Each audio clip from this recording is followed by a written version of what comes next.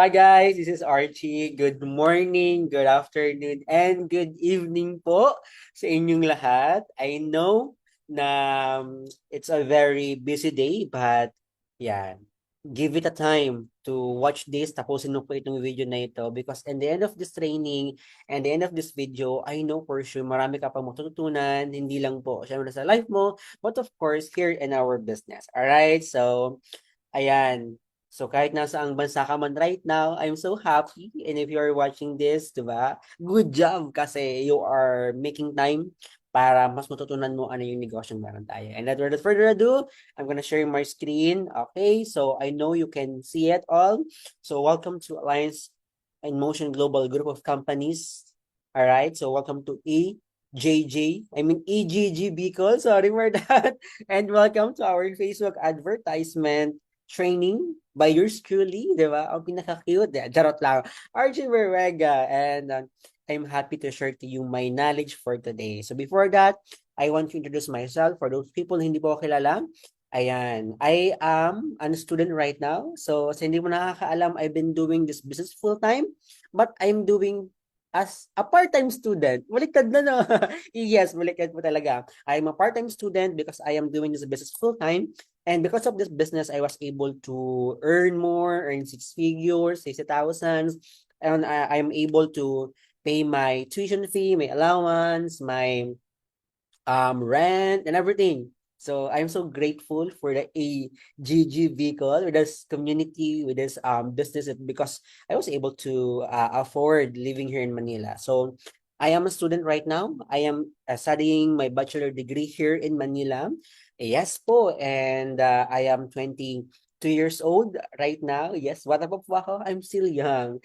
And despite of being student, I have been doing this negosyo na full-time. Kaya meron kayong mga anak din na gusto nyong or pinsan or kung sino man yan na gusto nyong syempre maging alam mo yun na have the potential or magkaroon din naman ng chance na matutunan kung paano alam mo, they can earn by their own. Kasi ako, I want to earn by my own at this really young age. So, this is me. And this is po yung mga achievements ko sa life, di ba? While I am being a student. So, earning six figures per month, I was able to went in Hong Kong, Macau, ayan, six figures per month, all right? So, check.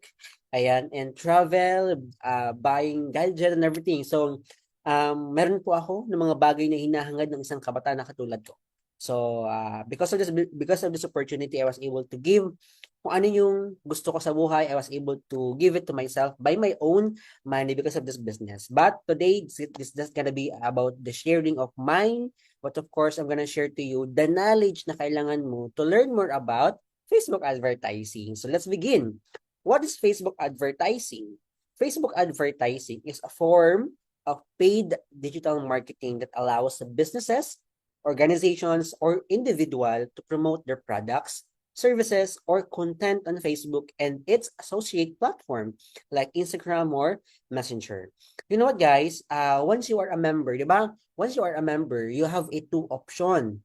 Okay? So, always remember na ang isang negosyo, lagi siyang may two side, all right? Ang negosyo is your profit will come from the people. Your profit will come from your client. Your profit will come from those people na magtitiwala sa produktong meron ka o sa negosyong meron ka. It can be traditional business, it can be online or any kind of businesses na meron ka. So meron tayong tawag na advertisement. We have different way to advertise our business or product. For an example, pag mga artista ka, ano pa, billboard, di ba? Collaboration, yan, yung mga advertisement ang tawag dyan. Sa tindahan, di ba? Meron din silang advertisement sa TV, sa radyo. So tayo, we have two ways to find client, to find people, or to create groups. Number one is to referral. But referral, again, is time consuming.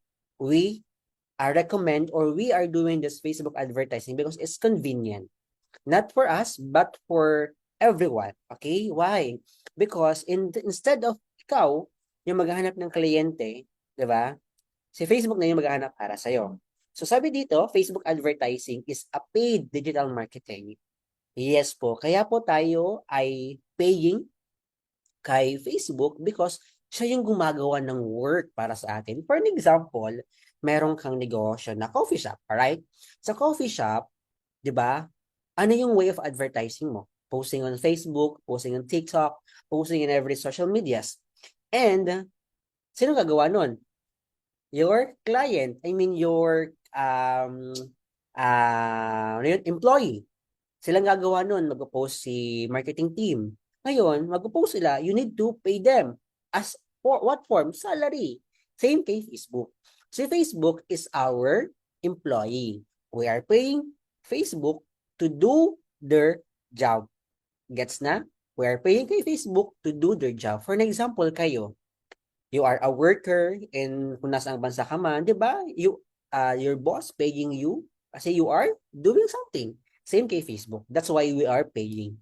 So Facebook advertising is a powerful tool, yes, for reaching and large specific audience. Ibig sabihin, yung Facebook advertising, kaya niyang ma-market or kaya niyang ma-introduce yung negosyo mo, yung product mo, and every places, not just by your neighbor, pwedeng sa ibang bansa. Kung you are from USA, pwedeng sa Asia, Europe, Canada, in different countries. You are in Europe, pwedeng sa USA, di ba? Vice versa.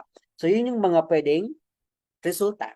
So, it's highly customizable and measurable campaigns. Ibig sabihin, nasusukat natin yung wideness and of course, yan. So, why we need to pay? Bakit nga ba kailangan magbayad kay Facebook? You need to pay for Facebook advertising because it's a paid service provided by Meta or Facebook. All right? So, again, the Facebook is our employer. I mean, employee. Di ba? Facebook is tauhan mo siya. Facebook will do his or her job. The Facebook will do their job and you need to pay them to do their job well. Can you get it? All right. The advertising works online. The moment we are advertising or the moment na nag-advertise tayo, we don't have any control kapag it's running on online. Kaya minsan, um, may mga pagkakataon na maraming inquiries, pagkakataon na konting inquiries, may pagkakataon ng walang inquiries. Why? Because we don't have a control kapag yung advertising is running na online. Okay? Did you get it? So again, we need to pay to Facebook because it's a paid service provider. All right? So what is the advantages and disadvantages of advertisement? Again, lahat ng bagay may advantages, lahat ng bagay may disadvantages. So let's start with disadvantage muna. All right? So what the disadvantage of Facebook advertising can be costly. True. Again, when you want something really good, you need to pay for it. For an example, bakit yung mga malaking brand, for an example, makeup, blah, blah, blah, they are paying billboards. Why? Because, why billboard? Because maraming tao makakita. The larger group or the larger people na pwedeng makakita ng advertisement mo, the more it costly. Ibig sabihin, the more na mas maraming tao yung makakita ng advertisement mo, the more na mas mahal din siya ang bayad. Kaya may billboard. Example for that is a billboard.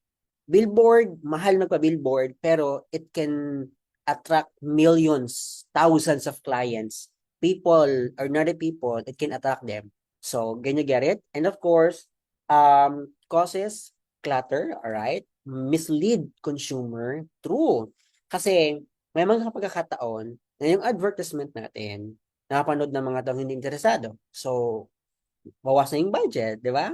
May mga kliyente na interesado, may hindi, di ba? May katamtaman, may napadaan lang, iba-iba. So, creates intrusive experience. Ibig sabihin, yung advertisement, ano siya? For example, yung billboard ulit. Hindi naman lahat ng tao nakakita ng billboard ang sabihin maganda. Diba? They will, iba-iba, may mga negative, may mga positive, may mga neutral. Same sa advertisement. Ay, maganda to. Ay, pangit to. Ay, ano ba to? Blah, blah, blah. Ganyan-ganyan. So, yun yung mga disadvantages. And what is the advantages of advertisement? Number one, it increases your sales. True. Because if you have advertisement, you will have client. Your client will leads to sales or will lead to profit? Build brand awareness. Yes. Why? Because when you have the business, you are advertising your business, you are pinapalaganap mo sa ibang tao yung negosyo na meron ka. Target specific audience. True. Because ang advertisement natin is um, customizable. Okay? Ibig sabihin, we can customize your Facebook advertising. We can target what age range. It can be 22 to 50. It can be 18 to 60. It can be 50 to 60. It can be 30 to 60. It depends upon sa kagustuhan ni client, kagustuhan ni member. At the same time, we can also check kung saan lang papalabasin yung advertisement. Ganun katalino yung Facebook. Ganun katalino yung ano natin, yung technology. For an example, we have target countries like USA, Canada, Europe. Lahat ng advertisement mo, it can be videos, it can be posters, it can be product itself, dun sa lalabas sa mga bansa na lang, sa mga tatlong bansa na yon. Gets nyo? Ibig sabihin, we can control kung ano yung population na pwedeng masakop ni advertisement na. Did you get it? And of course, provide information. Ibig sabihin, hindi mo na kailangang isa-isahin pa yung mga tao. Ibig sabihin, hindi mo na kailangan isa-isahin pa yung mga kasamaan mo sa bahay, kaibigan mo, katrabaho mo, and everything. Okay? Because Facebook will do their job. And our responsibility, when they do their job, is we need to get them paid. Okay? Get na? Alright. So dito, this is the application that we used in Facebook advertising. Number one is the Meta Business Suite. So, itong Meta Business Suite na to, dito natin minamonitor lahat ng client na nag-i-inquire sa Facebook advertising mo. For an example, nag-advertise ka ng, by the way, your ads will run for 24 hours. It depends upon. It can also customize, right? So, here, in Meta Business Suite, diyan natin, diyan natin nakikita kung sino yung nag-inquire, kung saang bansa siya. Diyan natin kikita sa Meta Business Suite. Okay? And sa Meta Ads Manager naman, diyan naman tayo nagbabayad. Yan. Diyan tayo nag-add ng funds. Diyan natin nakikita yung insight, yung algorithm, kung magkano yung nagastos natin. Diyan papasok sa Meta Ads Manager. So, yung Meta Ads Manager, connected yan sa bank, sa pwedeng GCash, yan. Mga online payment natin, connected yan sa Meta Ads. So, yung dalawang application na yan, yan yung kailangan mo. Kapag mag-start ka ng advertisement with your admin or with your mentor, with your coach or yung taong mag-help sa'yo to access the Facebook advertisement. And dapat, you have the access and Meta Business Suite. Why? Because you can monitor yung mag-i-inquire sa'yo during the time of your advertisement. Alright? So before you start, make it sure na you have the access. Okay? So yan po yung mga application na we are using in Facebook advertisement. So here, how to do, alright? Or how Facebook advertising really works. Okay? How Facebook advertising works. The first step or the first that you need to consider is choose your desired country. Ano ba yung gusto mo? Gusto mo ba sa Asia? Gusto mo ba sa Europe? You want USA? You want Canada? You want Africa? Di ba? What part of 7 continent of the world? Ano gustong mag-advertise? Di ba? Choose. Mamili ka. Okay? Your admin can suggest you saan yung mas maganda. Okay? But, the catch there, the more civilized yung country or the more na mas rich yung isang country, the more na mas mahal yung binabayad natin or mas mahal yung budget natin. For an example, USA, Canada, Europe, Japan, Singapore, and mga first world countries, we are having a budget for minimum 1,000 pesos. It will run for 24 hours. Gets? So, second, allot a budget for your advertisement. For an example, nakapili ka na. Nakapili ka na USA, Canada, Europe. For example, that three countries. So, magkano yung budget? 1,000. Yung 1,000 na yun, it will run for 24 hours Philippine time. Okay? It will run for 24 hours Philippine time. So, ganun siya mangyayari. So, ikaw, your role is the third to monitor your client. Saan? Doon po sa Meta Business Suite. Okay? So, yung app na kanina, you will monitor your client dito. Yan. Dito, sa Meta Business Suite. Alright? So, yan po yung mga gagampanan mo. Again, choose your country, allot the budget, talk to your admin, talk to your coach, talk to your mentor, and of course, yeah, you just need to do is to monitor if meron mag-i-inquire. And all the works will be done by your personal coach or personal mentor. Okay? And of course, we have here some of the adjustment. Ayan. So, when President Ferdinand Marcos Jr. signed the Law of Value-Added Tax on a Digital Service Act or Republic Act 12023 in the Malacanang Palace, the RA 12023 imposed that a 12% VAT or tax on a foreign digital services provider. Facebook is one of them. Facebook is one of the foreign digital service provider. Ibig sabihin, yung ads natin kasama sa tax payment. So, ibig sabihin, I'm gonna share to you paano mangyayari yung tax na yan. 12%, no? Ganito siya. So, a simple calculation for tax advertisement. For an example, your daily budget for ads is 1,000. Okay? Your daily budget for ads is 1,000. Ngayon, how many or how much is the 12% of 1,000? It's 120 pesos. Because the 10% of 1,000 is 100, di ba? The 12% of 500 is 600. So, the 12% of 1,000 is 120 pesos. So, ibig sabihin, from 1,000 pesos na budget lang for ads before, nung na-apply, since June 1, 2025, nagkaroon tayo ng additional 12% tax from 1,000 naging 1,120 na po yung budget per day sa isang advertising. Okay? So, it's really sad to know, pero we don't have a choice but to, ano, to ano, to sundin, di ba? To implement the law because that's the law. Okay? And of course, ayan, and of course, it's gonna be again the last slide for this presentation. I hope marami ka natutunan, okay? Always remember na ang ganitong negosyo at lahat ng negosyo hindi ganun kadali. All the business is not easy. All the business is not ganun kabilis gawin. And especially this advertisement. This advertisement stressful when in terms of walang nag-i-inquire. Stressful kapag walang kliyente. Stressful kapag may problem. Especially yung 12% tax, stressful siya for us na kami nag-handle ng budget ninyo for advertisement. So we are asking to be thankful. Be thankful to your mentor, to your admin, to your coach because they are doing their very best. They are doing their very best para magkaroon ka ng kliyente. Para magawa niya yung trabaho niya na para magkaroon ka ng client, magkaroon ka ng successful na members.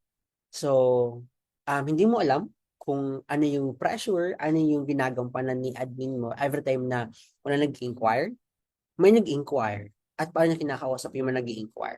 Diba? You only need to do, again, is to fund the Facebook ads. Attend training, watch training. Lahat ng gagawin mo, pagkakausap, diba, pag-follow up ng kliyente, sino gumagawa nun? Your admin, your mentor, your coach. So be thankful for them because they are doing their very best para ma-help ka. Please be patient. Number 2. Why? Again, yung advertisement, we don't have a control when it's running online. Ibig sabihin, wala tayong control doon. It can be mislead, it can be lead, it can be marami mag-inquire, it can be walang mag-inquire, it can be konti yung mag-inquire. Yun yung out of our power. Yun yung out of our ability to control. So, kapag may mga nangyayaring ganun, please be patient. Unawain mo sana yung nangyayari. Number 3 is be understanding. Unawain mo sana yung nangyari. Because sa amin, sa part namin, masakit. Sa part namin, hindi ganun ka-okay, but we are trying to understand on your behalf. 'Di ba iniisip namin, ano kaya sasabihin ni member, ano kaya sasabihin ni ate, ni kuya, kasi yung ads niya na budget walang nag-inquire. So you need to be understanding because we understand it so much, 'di ba? And of course, just ask number 4. If may mga bagay na hindi mo maintindihan, may mga bagay na hindi mo alam paano mo susolusyunan, just ask your mentor, ask your coach, ask your admin, ano bang nangyari? Paano nangyari? Bakit nagaganon? 'Di ba? Because they can explain what happened. Okay? Sa lahat ng bagay, 'di ba? Kapag nagtanong ka, merong kasagutan. So, again, I just want to remind everyone, if you are watching this right now, na be thankful. Please be patient. Let's be understanding. And if you want clarification, just ask. Hindi mo kailangan magalit. Hindi mo kailangan magmura. Hindi mo kailangan salitaan ng kung ano-ano. Hindi mo kailangan blah, blah, blah. Just ask. Listen to yourself. Don't listen to other people. Okay? Because other people will say all the bad things about your business. But you must know how to run your business. So, I hope you learned something from me. I hope marami kang natutunan sa akin. I hope I can give value sa'yo. I hope na ito natutunan mo, please take down sa notes mo kasi pen is sharper than your mind. Okay, so sulatin mo siya. And again, thank you so much for watching this presentation. My name is Archie Berrega, and I'm happy to give you this kind of training. And I hope you learn something. All right, so I'm praying to more blessing to everyone. God bless you. Bye bye.